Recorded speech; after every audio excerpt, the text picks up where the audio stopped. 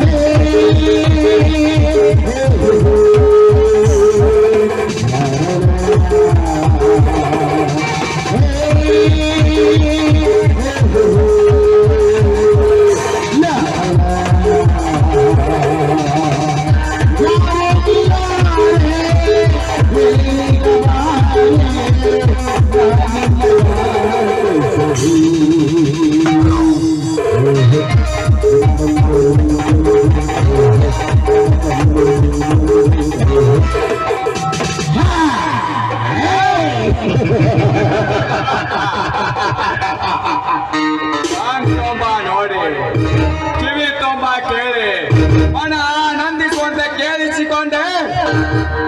ನಾವಿಲಿನಂತೆ ನಾರ್ತನ ಕೈದು ಹೋಗಿಲಿ ಅಂತ ಹಾಡಿದ ಹಾಡನ್ನು ಬಂಗಾರದ ಜಿಂಕೆ ಅಂತಿರುವ ಈ ರೇಣುಕ ನನ್ನ ರಮಣಿಯಾಗಿ ರಂಜಿಸಿದರೆ ಇವಳಂತೆ ಧ್ವನಿ ಗೋಡಿಸಿ ನಾನು ಎತ್ತಿ ಹಾಕಿ ತಗ್ಗಿಸಿಕೊಳ್ಳುವೆ. ಆ ನನ್ನ ಸೋದರ ಮಾವ ದೇಸಾಯಿ ಗೌಡ ಹಣ ವರ್ಣದ ರಾಶಿಯ. ಆಮೇಲೆ ಅಗ್ನಿದೇವ ಯಮದಗ್ನಿ ನಾನಾಟ ಆಡಿಸುವ ಆಟದ ಕೈ ಗೊಂಬೆಗಳ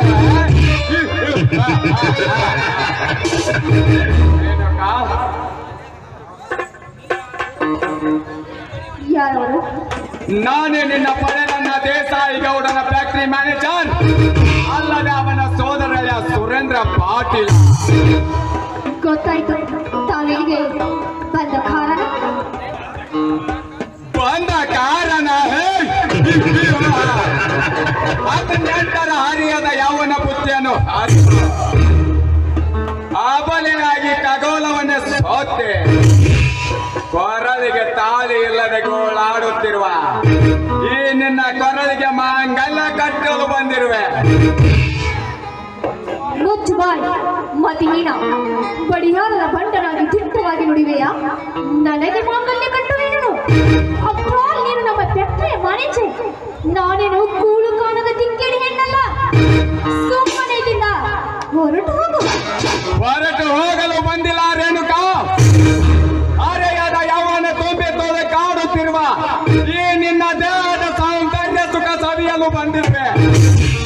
ಅದು ನಿನ್ನಿಂದ ಸಾಧ್ಯವಿಲ್ಲವೆಂದು ತಿರುಗು. ಸಾಧ್ಯವಿಲ್ಲ? ಸಾಧ್ಯವಾಗತ್ತೇನೆ ಸಾಧಿಸಲು ಕಲಸಕ ಜಲಗಾರನಾಗಿ ಸೊಂಟು ಹೊಡೆದು ನಿಂತಿರುವ ಈ ಸುರಪತಿಯೇಂದ್ರ ಸುರೇಂದ್ರ ಪಾಟೀಲನಿಗೆ ಅಸಾಧ್ಯ ಎಂಬುದೇ ಇಲ್ಲ ಈ ಬ್ರಹ್ಮಾಂಡದಲ್ಲಿ. ಅಂದಾಗ ಕೇವಲ ಚೂಡಿ ಹಾಕುವ ನ್ಯಾಡ್ ಹೆಣ್ಣಾದ ನೀನೇನು ಎನ್ನ ರಮಣಿಯಾಗಿ ಸದನಿತು ಮಾತನಾಡೋ ನಿನಗೇನೋ ಕಾಮನ ಬಿದ್ದು ಎತ್ತಿಗೇರಿ ನಿಂತಿದ್ದೆ. ನಿಮ್ಮಂತ ಕಾಮಾಂತರ ಕೊರಳನ್ನು ಅಗಿದು ಕೊರಳಿಗೆ ಹಾರವಾಗಿ ಧರಿಸಿಕೊಂಡಿದ್ದು ಚಂಡಿ ಚಾಮುಂಡಿ ಎಂಬುದು ಮಾತ್ರ. ಅವಳು ಕೂಡ ಒಂದು ಹೆಣ್ಣು. ಬಲ್ಲವರು ಬರೆದಿಟ್ಟ ಕತೆ ಕಾದಂಬರಿಯು ರಾಮಾಯಣ ಮಹಾಭಾರತದಂತ ಕಂಠ ಪುರಾಣ ಹೇಳಿ ಕಳೆದುಕೊಳ್ಳಬೇಡ ನಿನ್ನ ತಾಯಿಯ ಭಾಗ್ಯವನ್ನು. ನನ್ನ ಮಡದಿಯಾಗುವೆನೆಂದು ನಿನ್ನ ಹೆತ್ತಮ್ಮನ ಸಾಕ್ಷಿಯಾಗಿ ನನಗೆ ವಚನ ಕೊಟ್ಟರೆ, ಸುತ್ತೇಳು ಹಳ್ಳಿಯ ಗುರುಹಿರಿಯರ ಸಾಕ್ಷಿಯಾಗಿ ಈ ನನ್ನ ತಾಯಿ ಅಮ್ಮಮ್ಮ ದೇವಿ ಸಮ್ಮುಖದಲ್ಲಿ ಕಟ್ಟುವೆ ನಿನ್ನ ಕೊರಳಿಗೆ ಮಾಂಗಲ್ಯವನ್ನು.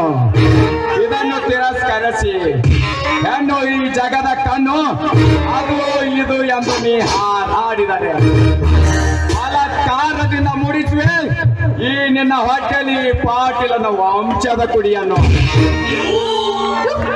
ದೊರಕ ನಾರಿಯರ ಬಗ್ಗೆ ಕಾಲ ಕಪ್ಪಿನ ಶಿಲಾಗೆ ಬರಿ ಹೇಳುವ ನೀನೊಬ್ಬ ಈ ಸಮಾಜದ ಹೇಳಿ ಗಂಡಸು. ಹೇಳಿ ಗಂಡಸು ನಿನ್ನಂತ ನೂರಾರು ಹರಿಯದ ಬಾಲೆಯರನ್ನು ಆಭರಣದ ರಾಶಿಯಲ್ಲಿ ತೇಲಾಡಿಸಿ ಸ್ವತಃ ಆಳುವ ಅರಸನಾದ ಈ ಪಾಟೀಲ ಮನಸ್ಸು ಮಾಡಿ ಯಾರಿದ ಕೇಸರಿಯಂತೆ ಗರ್ಜಿಸಿದರೆ ಜಿಂಕೆಯಂತೆ ಹೆದರಿ ಒಂದತ್ತಿ ಬೀಳುವೆ ನನ್ನ ಕಾಮದ ಶರ ಪಾಂಜರ. ಏನು ನಿನ್ನ ಕಾಮದ ಶರಪಂಜರಕ್ಕೆ ನಾನು ಬೀಳಬೇಕೆ? ಮಿಸ್ಟರ್ ಪಾಟೀಲ್, ನಿನ್ನ ಕಾಮ ಎಂಬ ಶರಪಂಜರಕ್ಕೆ ನನ್ನ ಗಂಧಿತ್ವ ಎಂಬ ಬೆಂಕಿಯನ್ನು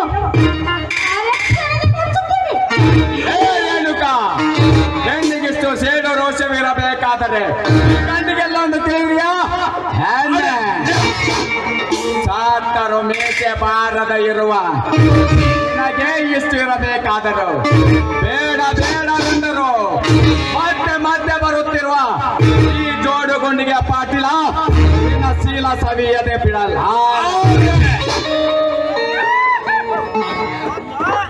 ಜಡರಾರಿ ಈಶ್ವರನ ಕೊರಳಿಗೆ ಜಟನಾಗರನಾಗಿ ಸೊತ್ತಿಕೊಂಡ ನರನಾಗರನಾದ ಈ ಪಾಟೀಲನನ್ನು ತಿರಸ್ಕರಿಸುವುದು ನನ್ನಾದ ನಿನ್ನ ಧರ್ಮವಲ್ಲ. ರೇಣುಕಾ, ಬೇಗ ಬಾ, ಈ ಪಾಟೀಲನ ಕೈ 10 ತೊಲೆ ಚಿನ್ನದ ಮಾಂಗಲ್ಯವನ್ನು ಕಟ್ಟಿಸಿಕೊಳ್ಳಲು. ಎಲ್ಲೋ ಕಟಕ, ನೀ ತೋರಿಸೋ 10 ತೊಲೆ ಬಂಗಾರ ಕೇವಲ ನನ್ನ ಚಪ್ಪಲಿಯ ಸಮಾನ. ರೇಣುಕಾ, ಊರಿನ ಆಸೆಗಾಗಿ ಮತ್ತೊಬ್ಬರ ಸ್ವತ್ತಿಗೆ ಬಿದ್ದ ನೇನು ಅದು ಮೀರಿ ಹೊತ್ತಿಸ್ವ್ಯಾ? ಮಾವಿನ ಹಣ್ಣಿನಂತೆ ಮಾಗಿನೆತ್ತ ಮಾಟಗಾರ ಎಣ್ಣೆ ನಿನ್ನ ಶೀಲ ಸವಿಯದೆ ನಾ ಬಿಡಲಾರೆ. ಮೊದಲು ಹೆಣ್ಣಿನ ಕೈ ಬಿಟ್ಟು ಮಾತನಾಡೋ ಸುರಾತ್ಮ. ನೋಡು, ಹೆಣ್ಣಿನ ಬಗ್ಗೆ ಈ ರೀತಿ ಮಾತನಾಡುತ್ತಿರುವಲ್ಲ, ನೀನೇನಾದ್ರೂ ಒಂದು ವೇಳೆ ನನ್ನನ್ನು ಮುಟ್ಟಲು ಬಂದರೆ ನಿನ್ನನ್ನು ಹರಿದು ತಿನ್ನುತ್ತಾರೆ ಈ ಸಮಾಜದ ವ್ಯಕ್ತಿಗಳು. ಸಮಾಚಾರ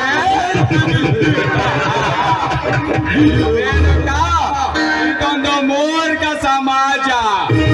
ಏನೋ ನಿನ್ನ ಸಮಾಜದ ಕಥೆ ಅಲ್ಲೋ.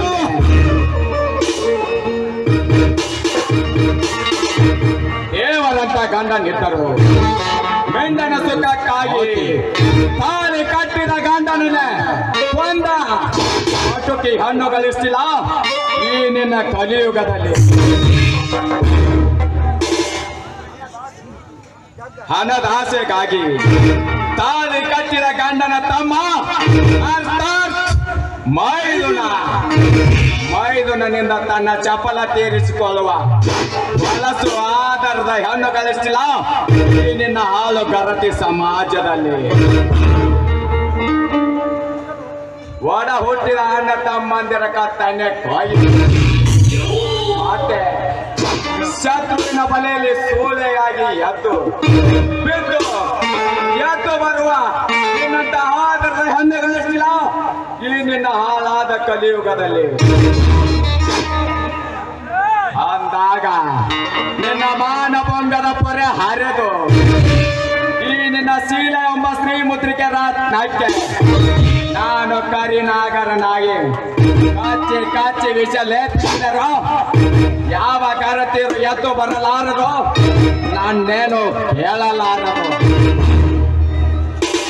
ಈ ರೀತಿ ಗರತಿಯರ ಮಾನ ಕಳೆದು ಮಾತನಾಡುತ್ತಿರುವ ನೀನು ಆದರಕ್ಕೆ ಹುಟ್ಟಿರಬೇಕು. ಹತ್ತು ಮೇರಿ ವರ್ತಿಸಿದರೆ ಇದು ಬಿಡುವೆ ಈ ನಿನ್ನ ದುಂಡಾದ ಶರೀರವನ್ನು.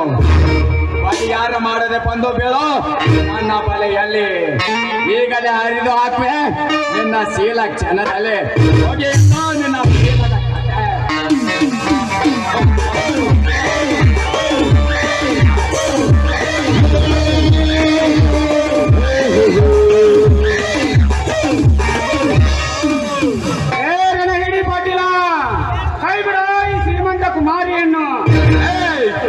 ನನ್ನ ಇವಳ ಪ್ರೇಮ ಸಮ್ಮೇಳನದಲ್ಲಿ ಅರ್ಥೈಸಿ ಬಂದ ನೀನ್ ಯಾವನಲ್ಲೇ ಬರಕೋಣೆ ನಿಮ್ಮಂತ ಕಟಕ ಶ್ರೀಮಂತರ ಕಣ್ಣ ಕೇಳಲು ಸಿದ್ಧನಾಗಿ ಬಂದಿರುವ ಸೂರ ಜಮದಗ್ನಿ ಇಲ್ಲಿ ನಾನಗಲೇ ನಿಮ್ಮಂತ ಕಾಮಂದರ ಕಣ್ಣು ಕೇಳಲು ಸಿದ್ಧನಾಗಿ ಬಂದಿರುವ ನಾನೊಂದು ನಿನ್ನ ಪಾಲಿನ ಹುಲಿ ಅಲೇ ಸೂತ ಕೋಲಿಗ ಗತಿಯಲ್ಲ ಪಡಬೇಕಾರಿ ನೀನು ನನಗೆ ಎದುರಾಗಿ ನಿಲ್ಲುವೆಯಾ? ಬಾಯಿ ಮುಚ್ಚೋ ಹೇಡಿಯೇ, ನಿನಗೆದರಾಗಿ ನಿಲ್ಲುವುದಷ್ಟೇ ಅಲ್ಲ, ಪಡಾಧಿಕಾರಿ ಎಂದು ಸೊಕ್ಕಿನಿಂದ ಬೊಗಳುತ್ತಿರುವ ನಿಮ್ಮಂತ ಬಂಡ ಶ್ರೀಮಂತರಿಗೆ ನಾನು ಹೀಗೆ ನಿಲ್ಲುತ್ತೇನೆ. ಈ ಜಮದಗ್ನಿ ಒಂದು ಸಲ ಬಡತನದ ಬೇಗೆಯನ್ನು ಹರಿದೊಗೆದು ಸೇಡಿನ ಶರವೇಗದಲ್ಲಿ ಸಾಗಿದರೆ ಹೇಡಿಯಾದ ನಿನ್ನ ಗತಿ ನನ್ನ ಸೇಡಿನ ಕಿಡಿಗೆ ಆಹುತಿ. ಜಮದಗ್ನಿ, ಈ ಪಾಟೀಲನಿಗೆ ಎದುರಾಗಿ ನಿಲ್ಲುವುದು ಒಳ್ಳೆಯದಲ್ಲ. ಸೋಮನೆ ಮರ್ಯಾದೆಯಿಂದ ಇಲ್ಲಿಂದ ಹೊರಟು ಹೋಗು. ಹಾಗೆ ಹೊರಟು ಹೋಗಲಿಕ್ಕೆ ಬಂದಿಲ್ಲ ಪಾಟೀಲ, ನಿನ್ನ ದೇಹ ಇಬ್ಬಾಗ ಮಾಡಿ ಒಂದು ಮಾನ ಕಾಪಾಡಲು ಬಂದಿರುವೆ. ನನ್ನ ದೇಹ ಇಬ್ಬಾಗ ಮಾಡುವೆಯಾ? ನನ್ನ ದೇಹ ಇಬ್ಬಾಗ ಮಾಡುತ್ತೇನೆಂದು ಬಂದ ನಿನ್ನಂತ ಎಷ್ಟೋ ಜನರು ಸತ್ತು ಸುಡುಗಾಡು ಸೇರಿದ್ದಾರೆ ಈ ಜೋಡು ಗುಂಡಿಗೆ ಪಾಟೀಲನ ಕೈಯಲ್ಲಿ. ಈ ಪಾಟೀಲನ ಸಾಹಸ ತಿಳಿಯದೆ ನೀನು ನಿಂತರೆ ನಿನ್ನ ಘಟ್ಟ ಉರುಳು ಘಟ ಬಿದ್ದರು ಹಠ ಸಾಧಿಸಿ ಸಾಯುವ ಕಚ್ಚದ ಜಲಗಾರ ಈ ಜಮದಗ್ನಿ. ಹಗಲಿರು ಸತ್ಯ ನ್ಯಾಯ ನೀತಿಯಾಗಿ ಹೋರಾಡಿ ಮುತ್ತೈದೆಯರಿಗೆ ಮುಖ್ಯ ಸ್ಥಾನ ಕೊಡಲು ಹುಟ್ಟಿ ಬಂದಿರುವೆ ಈ ನಾಡ ತಾಯಿಯ ಉದರದಲ್ಲಿ. ಅದರಲ್ಲಿಯೂ ನನ್ನ ಎದುರಿಗೆ ನೀನು ಗರ್ತಿಯನ್ನು ಕೆಣಕುತ್ತಿರುವೆ ಅಂದಾಗ ಶ್ಯಾಮವನ ಹರಿಕೆ ಕೋಣದಂತೆ ಓಡಾಡಿಸಿ ಕೈದು ನಿನ್ನ ಬಿಸಿ ರಕ್ತವನ್ನು ಕುಡಿಯಲು ಮರಣದ ಪ್ರೀತಿಯನ್ನೇ ಹರಿದು ಪ್ರಾಣ ತ್ಯಾಗ ಮಾಡಿ ನಿಲ್ಲುವೆ ನಿನ್ನ ಟೊಂಕ ಕಟ್ಟಿ. ಇವಳಿಗಾಗಿ ಟೊಂಕ ಕಟ್ಟಿ ನಿಲ್ಲುವ ಗಂಡಸೆ ಇವಳೇನು ನಿನ್ನ ಮನೆ ಹಣ್ಣಲ್ಲ. ಸೋಮನೆ ಹೊರಟು ಹೋಗಲಿಲ್ಲ. ಅಸಹಾಯಕ ಸ್ಥಿತಿಯಲ್ಲಿದ್ದ ಈ ಹೆಣ್ಣನ್ನು ನಿನ್ನ ಕೈಗೆ ಕೊಟ್ಟು ಹೋಗಲಿಕ್ಕ ನಾಯಿನ ಹೇಳಿಯಲೇ. ಈ ಹೆಣ್ಣು ಅಷ್ಟೇ ಯಾಕೆ ಕಷ್ಟದ ಕಣ್ಣೀರಿನಲ್ಲಿ ಕೈ ತೊಳೆಯುತ್ತಿರುವ ಇಂಥ ಅಗಲ ಹೆಣ್ಣು ಮಕ್ಕಳು ಯಾರ ಮನೆಯವರೇ ಆಗಿರಲಿ ಅವರನ್ನು ಕೆಣಕಲು ಮುಂದಾದ ನಿಮ್ಮಂತ ಗೋಮುಖ ವ್ಯಾಘ್ರಗಳ ನೆತ್ತರ ಕಡಿದು ಅಬ್ಬರಿಸಿ ಬರುತ್ತಿರುವ ನಿಮ್ಮ ಕಬ್ಬಿನ ದೇಹ ಮಾಡಿಬಿಡುತ್ತೇನೆ. ಇದೆಲ್ಲವನ್ನು ಅರಿಯದ ವಿವೇಕಿನಾದರೆ ಗಂಡ ಸಾಗಿ ಇವಳ ಮೈ ಮುಟ್ಟಲು. ಜಮದಗ್ನಿ, ಪುಂಡ ಪುರುಷನಂತೆ ಬೊಗಳಬೇಡ. ಈ ನಿನ್ನ ಪುಂಡತನದ ಮಾತನ್ನು ಇದೇ ನಿನ್ನ ಗಂಡಂಬ ಎದೆಯಲ್ಲಿ ಪುಂಡತನದ ತಾಕತ್ತಿದ್ದರೆ ಹಿಂದೆ ನಿನ್ನ ತಂದೆ ತಾಯಿ ಕತ್ತು ತೆಗೆದ ಆ ಕತ್ತಡ ಚಾಂಡಾಲನಿಗೆ ತೋರಿಸಬೇಕಾಗಿತ್ತು ಈ ನಿನ್ನ ಜನ್ಮ ಚಾಚಣೆಯನ್ನು. ಕೇಳು ಮೊದಲು ನಿನ್ನ ಹಿಂದಿನ ಇತಿಹಾಸದ ಚರಿತ್ರೆಯ ಬಾಳ ಪುಟವನ್ನು. ನೀನ್ಯಾರೆಂಬುದನ್ನು ಮರೆತು ಸಾಕು ಸಹೋದರನ ಸ್ವತ್ತಿಗೆ ಬಿದ್ದ ನೀನು ನನ್ನಂತವನಿಗೆ ಸೊಟ್ಟು ಹೊಡೆದು ನಿಲ್ಲುವ ನೀನೊಬ್ಬ ಶೂರನೇ. ಪಾಟೀಲ ಪಾಟೀಲ, ಮಲಗಿದ ಕಾಳಿಂಗ ಸರ್ಪದ ಹೆಡೆ ತೊಳೆದು ಕತ್ತಲ ಹೆಡೆ ಬಿಸಿ ಬಿಟ್ಟೆ ಈ ತಾಯ ಗಂಡಗಡ ಸರ್ಪವನ್ನು. ನನ್ನ ತಂದೆ ತಾಯಿ ಕತ್ತು ತೆಗೆದ ವ್ಯಕ್ತಿ ಯಾವನೇ ಆಗಿರಲಿ ಅವನನ್ನು ದರದರನೆ ಎಳೆಯ ತಂದು ನಮ್ಮೂರಾಗಿಸಿ ಬಾಗಿಲಿಗೆ ನಿಲ್ಲಿಸಿ ಅವರ ರುಂಡವನ್ನು ತೆಗೆದು ನಮ್ಮೂರಾಗಿಸಿ ಬಾಗಿಲಿಗೆ ಕಟ್ಟಿ ಆ ರುಂಡಕ್ಕೆ ಸರ ಹಾಕಿ ಹಿಂಡೂಲಿಗಳ ಗದ್ದಲದಲ್ಲಿ ಗೆದ್ದ ಪಟ್ಯಾಳ ಹುಂಬ ಕೆಳದ ವೀರಕೇಸರಿ ನಾನಾಗದಿದ್ದರೆ ನನ್ನ ಹೆಸರು ಜಮದಗ್ನಿನೇ ಅಲ್ಲ. ಸುತ್ತೋಲ ಹಳ್ಳಿಗೆನೆ ಸುಬೇದಾರ ನೆನೆಸಿಕೊಂಡಿರುವ ಆ ನನ್ನ ಮಾವ ದೇಸಾಯಿ ಗೌಡನ ಬೆಂಬಲ ನನಗಿರುವಾಗ ನನಗ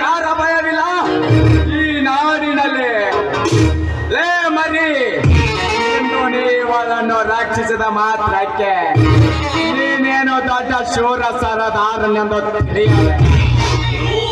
ಇದರ ಸೇಡು ನಾನು ಈಗ ತೀರಿಸಿಕೊಳ್ಳದಿದ್ದರೆ ಮುಂದಿನ ಪ್ರವೇಶದಲ್ಲಿ ತೋರಿಸುತ್ತೇನೆ ಈ ಪಾಟೀಲನ ಕರಾಮತ್ತು.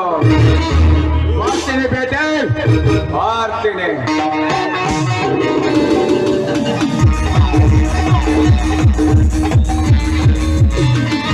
ಹೋಗಲೇ ಹೋಗುವ. ಅದೇ ಮುಂದಿನ ಪ್ರವೇಶದಲ್ಲಿ ಪರಶಿವನೆಂಬ ಹೀರೋ ನಾನಾಗಿ ಬಂದು ನಿನ್ನನ್ನು ಸಿದಿಗೆ ಕಟ್ಟಿ ಸುಡಗಾಡಕ್ಕೆ ಕಳಿಸುವುದೇ ನನ್ನ ಗುರಿ. ತಾವು ಏನಮ್ಮ ತಾವು ಇಂಥ ಹೊತ್ತಿನಲ್ಲಿ? ನೋಡಿ, ಮನೆಯಲ್ಲಿ ಕುಳಿತು ತುಂಬಾ ಬೇಜಾರಾಗಿತ್ತು. ಅದಕ್ಕೆ ವಾಯು ವಿವಾಹಕ್ಕೆಂದು ಬಂದಿದ್ದೆ. ನೋಡಿ, ಈ ಪಾಪಿಯಿಂದ ಕಾಪಾಡೋದಕ್ಕೆ ನಮಗೆ ತುಂಬಾ ಧನ್ಯವಾದಗಳು. ಓಹೋ, ಶ್ರೀಮಂತ ದೇಸಾಯಿ ಗೌಡನ ತಂಗಿ ರೇಣುಕ, ನಿನ್ನ ಮೇಲೇನೆ ನಿನ್ನ ಮಾವನ ಕಾಮದ ಕಣ್ಣು. ಇರಲಿ ಇರಲಿ, ಬರ್ತೀನಿ. ನಿಲ್ಲಿ ಜಗದಲ್ಲಿ. ನೋಡಿ, ನಾನು ನಿಮ್ಮ ಧೈರ್ಯ ಸಾಹಸಕ್ಕೆ ತುಂಬಾ ಮೆಚ್ಚಿಕೊಂಡಿದ್ದೀನಿ. ಅಂದರೆ ನಾನು ತಮ್ಮ ಕೈ ಹಿಡಿಬೇಕೆಂಬ ಆಸು. ಆಗರ್ಭ ಶ್ರೀಮಂತ ದೇಸಾಯಿ ಗೌಡನ ತಂಗಿ ರೇಣುಕ, ನಿನ್ನ ಕೈ ಹಿಡಿಯ ಶಕ್ತಿ ನನಗೆಲ್ಲಿದೆ? ಮೇಲಾಗಿ ನಿಮ್ಮಣ್ಣನ ಆ ಜನ್ಮ ಒಯ್ಲಿ. ನಾವು ಬಡವರು, ನೀವು ಶ್ರೀಮಂತರು. ನಮಗೂ ನಿಮಗೂ ಎಲ್ಲಿಯೇ ಹೊಂದಾಣಿಕೆ. ನೋಡಿ ಜಗದಲ್ಲಿ, ಆ ಮಾತನ್ನು ಮಾತ್ರ ಆಡಬೇಡಿ. ನೋಡಿ, ನನ್ನ ಕೊರಳಿಗೆ ತಾಳಿ ಕಟ್ಟಿ ನನ್ನ ಕೈ ಹಿಡಿಯಬೇಕೆಂದು ನಿಮ್ಮ ಹಿಡಿದು ಬಂದವೆ. ಎದ್ದೇಳು ರೇಣುಕ, ಎದ್ದೇಳು. ಈ ಕಾಡದೇವಿ ಸಮ್ಮುಖದಲ್ಲಿ ನಿನ್ನನ್ನು ನನ್ನ ಬಹಳ ಸಂಗಾತಿಯನ್ನಾಗಿ ಮಾಡಿಕೊಳ್ಳುತ್ತೇನೆ. ಇದೇ ಸಂತೋಷದಲ್ಲಿ ಒಂದು ಪ್ರೇಮ ಗೀತೆ ಹಾಡು. ಜೊತೆಯಾಗಿ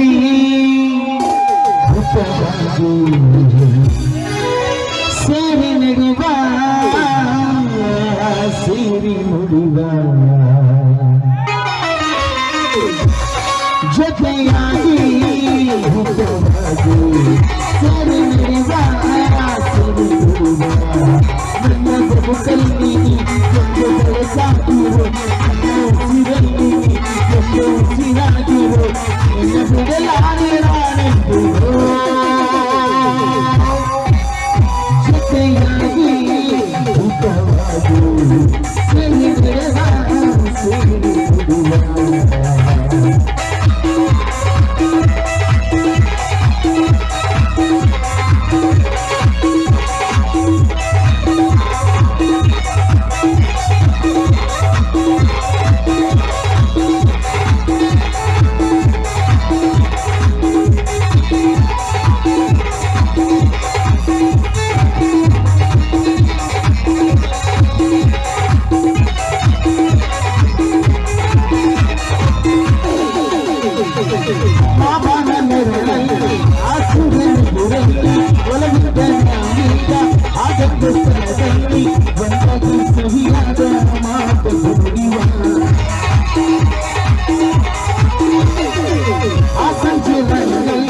ಸಂಪಾದ